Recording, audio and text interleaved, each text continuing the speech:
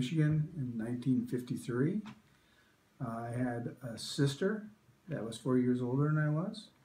My mother was Helen Sari, was her maiden name, and my dad was Bill Tembruell. And so there was 4 in our family.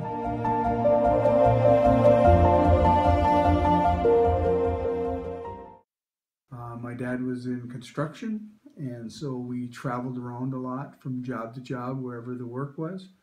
We'd go to places like Arkansas, West Virginia, Sault Ste. Marie, New Mexico are some of the places that we went to, followed my dad with his work. Lance was always the base that we always came back to in between jobs. But growing up in my middle school years, I was in Sault Ste. Marie for about 4 years. And when we were in there, my dad was working on the Soo Locks.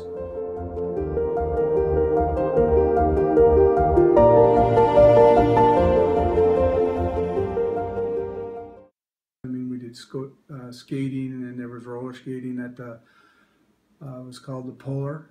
And then my sister was one of the people that took people around on the tutor trains for Sault Ste. Marie as far as giving the tours and things like that there. So kind of hung around with her a little bit, and we would sneak across from Sugar Island over to Sault Ste. Marie all the time. And like I said, it was a pretty rough town, so we eventually ended up moving back to Lance. That was probably when I was about 8th grade.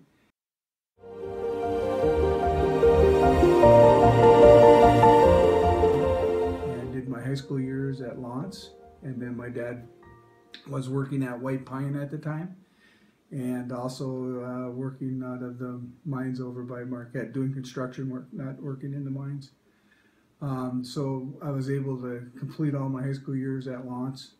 The sports I was involved with were things like football and track were the major sports that I was involved with. In fact, football, I was like all state, offense and defense. So Lance had a pretty good team back then. And in fact, we went 3 years undefeated. The one thing that I thought was that really affected us as far as growing up was Vietnam. And you know, I had a lot of friends that went over to Vietnam. Lost some friends. The other thing was that when I graduated in '72, the draft had kind of quit that year or year before, so I never, you know, got to serve, but I would have. But also when I did go and apply, I have a bad eye, so they wouldn't take me anyway. And plus, I was the only son, so they were getting a little more restrictive as far as the draft goes at that time.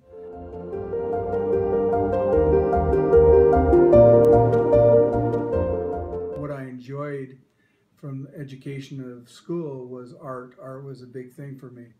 I could always went into construction because my dad was like one of the top 3 crane operators in the United States. So he worked like on the Mackinac Bridge and things in the Soo Locks.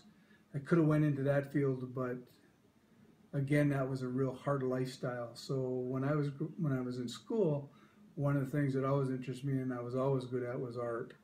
So that kind of was the direction I wanted to go to as far as education goes.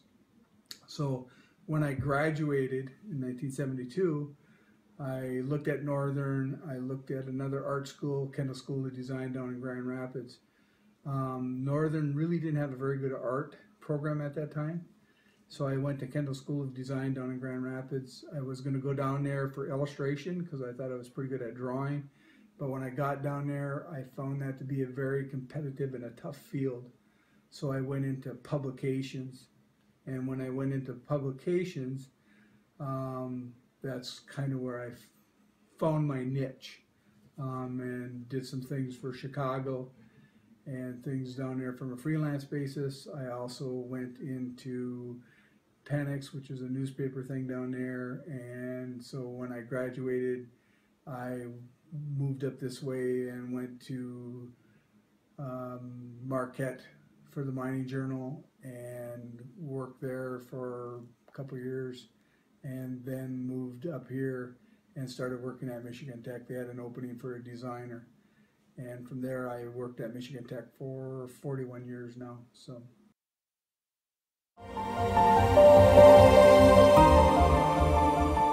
She graduated the same time I did in school, and we had known each other since like 7th grade and had been together. And she went to Northern as I went to Kendall School of Design, so we were apart for about a year and a half.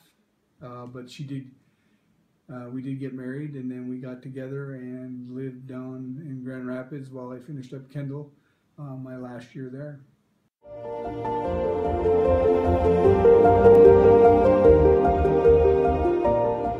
didn't have those opportunities. A lot of that stuff wasn't around, which kind of brings me when I graduated from Kendall and started working at Michigan Tech. When I started working at Michigan Tech, I was a graphic designer, and most of the designing was all done by hand.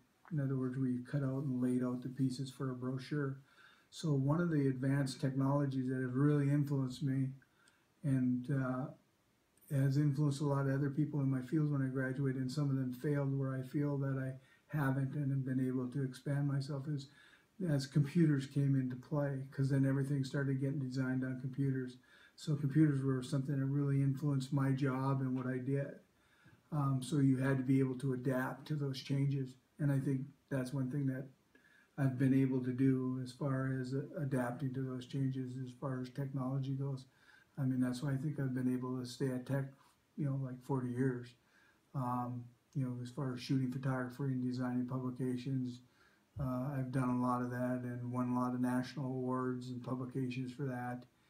And I feel pretty proud about that part of it, coming from a construction background from my dad to where I did something completely different in the field of art and was very, very successful at it. Like I said, I've won a lot of national awards, first place awards for sports publications, and also worked on the governor's publications and stuff at the university that we've done. So that's been pretty influential, and I'm pretty proud of that. And as far as growing up, I had 2 children, Casey Tembruell and Mark Tembruell. And Mark was involved with hockey, so I was involved with coaching during those 40 years. I coached 25 years. I coached hockey, everything from mites all the way up to midgets, and 2 girls teams. One thing that was really kind of fun is, I got to coach my son, but I also got to coach my daughter in girls hockey. So that was something that was, rewarding to me.